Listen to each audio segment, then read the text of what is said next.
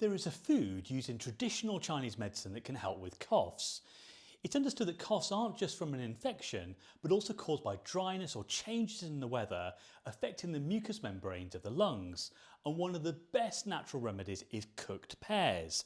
Pears help moisten the lungs, easing dry or tickly coughs.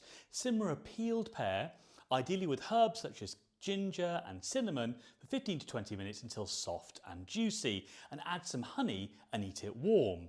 It's calming for the throat, nourishes lung yin and speeds up the healing of the lungs.